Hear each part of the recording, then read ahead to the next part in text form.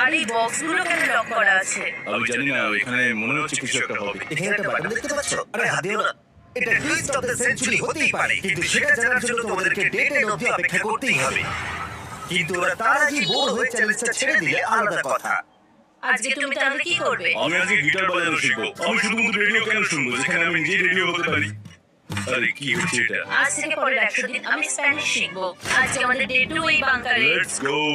এই চ্যালেঞ্জের পর আমরা কিন্তু ফিট হয়ে যাব। এখন থেকে পৃথিবীতে তুমি আমার নতুন ফেভারিট মানুষ। আমার দেখা তুমি সবচেয়ে কুলেস্ট পারসন এখানে।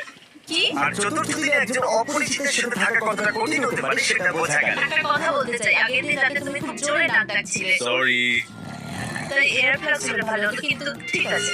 যখন রেন আমাকে বিরক্ত করে তখন আমি শুধু এটা খুলে দিই। এটা আমাদের আউটসাইডার ভিউ, পুরো মাটি। এটা দেখে খুব ভয় লাগে।